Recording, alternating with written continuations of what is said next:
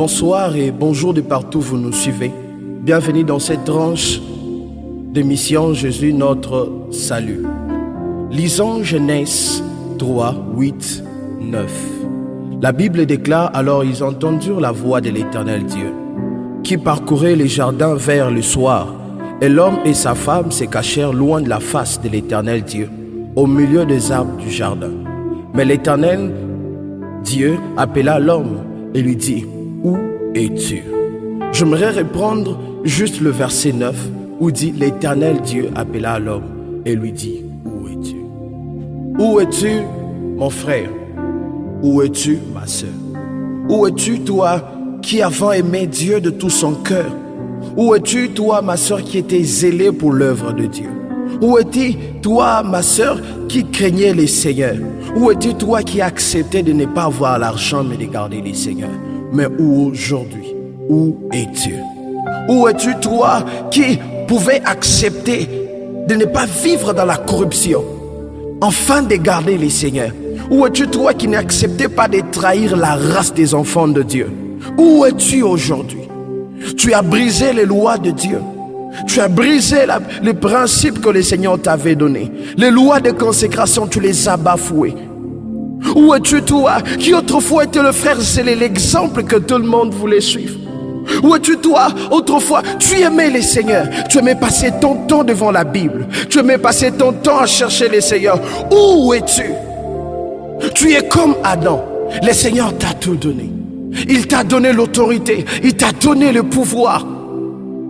Alors que le péché venait toquer à ta porte, la première des choses que tu as fait, tu t'es laissé tomber entre les mains du péché.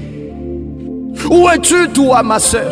Toi, pour un peu d'argent seulement, un peu d'argent, tu as accepté de prendre cet homme. Où es-tu, toi, mon frère? Pour tout simplement le besoin de ce monde, tu as trahi la race d'enfants de Dieu.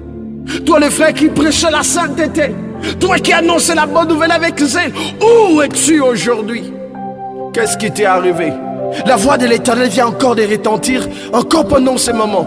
Le Seigneur est en train de te chercher. Il te cherche. Il te cherche. Il te demande: où es-tu? Tu t'es consacré pour le Seigneur. Tu gênais, tu cherchais Dieu. Tout le monde t'admirait. Tout le monde appréciait la personne que tu étais. Mais tu as voulu faire comme les autres. Tu as voulu passer par ces chemins que tout le monde passe. Dieu est en train de te chercher pendant ce moment. Dieu est en train de chercher. Il a encore laissé les ciels comme le soir où Adam avait péché, comme le soir où Ève, ils ont mangé le fruit de l'arbre. Et Dieu est descendu. Il descendait, il regardait. Je les avais laissés à ce point. Je l'avais laissé ici, mais il n'est pas là.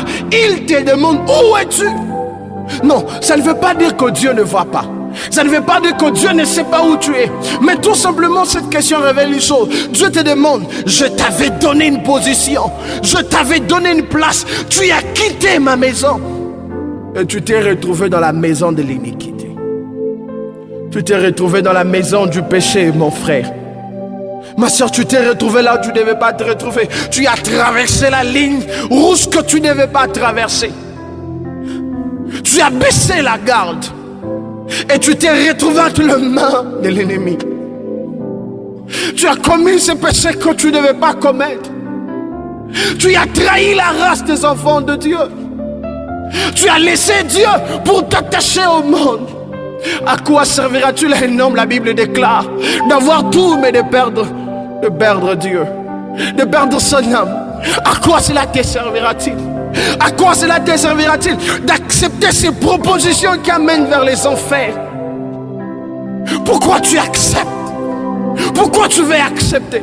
Pourquoi tu veux accepter cela? Pourquoi tu veux accepter d'être dans le loge?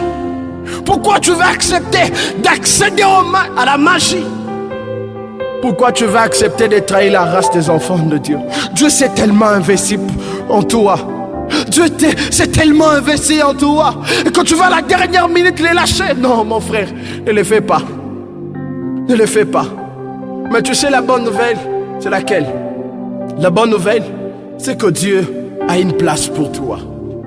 La bonne nouvelle, c'est que Dieu peut encore te ramener auprès de lui.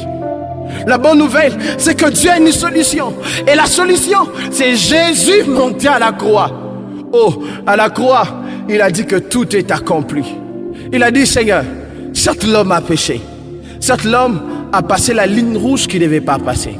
Certes l'homme a fait et l'homme a fait le mal. Mais Seigneur, je me propose moi-même comme sacrifice. Je me propose moi-même comme sacrifice. Je vais prendre sa place. Je veux prendre sa place. Lorsque tu seras en train de regarder l'homme, Seigneur, Père, ne regarde pas l'homme pécheur, mais regarde Jésus monter à la croix. La bonne nouvelle que je viens t'apporter, si tout simplement tu acceptais Jésus dans ta vie, si tout simplement tu refusais les propositions de l'ennemi. Vous savez, mes frères, la compréhension du péché est comme suite. Lorsque tu sens le péché avancer vers ta porte, lorsque tu sens le péché avancer, lorsque tu sens les propositions avancer, la Bible déclare que tous ont péché, ont été privés de la gloire de Dieu. Maintenant, si la personne ne pêche pas, qu'est-ce qu'elle bénéficie? Dis-toi, si tu n'acceptes pas de tomber dans l'impudicité, dis-toi, si tu n'acceptes pas de te livrer au mensonge, à la magie, à la sorcellerie, à la divination, qu'est-ce qui va se passer? Si on pêche, on perd la gloire de Dieu. Alors si on ne pêche pas, la gloire de Dieu commande. C'est que le diable cherche, c'est doter la gloire de Dieu pour nous. C'est doter la gloire de Dieu dans ta vie. C'est de faire à ce que ta vie manque la gloire de Dieu. Voilà ce que le diable cherche. Alors quand il vient, attends-le. Et quand il te propose, dis-lui, je ne suis plus péché, car Christ a pris mon péché à la croix. N'accepte pas. Ne rends pas la tâche facile à l'ennemi. À chaque fois que tu seras en train de vivre l'oppression du péché dans ta chair, c'est comme un match de football. De l'autre côté, il y a Jésus et les anges et Dieu. De l'autre côté, il y a les hommes des ténèbres et le diable lui-même. Tu seras celui qui sera en train de décider dans quel camp la victoire va partir. Alors si tu acceptes tout simplement de ne pas tomber dans ces péchés, au ciel il y aura une joie. Si tu acceptes d'honorer la race des enfants de Dieu, tu seras l'initiateur d'une joie. Ce que je te demande, relève-toi, tiens-toi debout. Ce n'est pas pour la mort ces péchés, mais c'est pour la gloire de Dieu. Si tout simplement tu ne tombes pas dans ces péchés, au ciel, la gloire de Dieu va se manifester et le diable sera frappé en pleine mille. Le diable sera frappé et la gloire va revenir à Dieu. Relève-toi, ne laisse pas le péché tomber sur toi. Ne laisse pas le péché te vaincre. Dans le nom de Jésus. Dans le nom de Jésus. Relève-toi encore.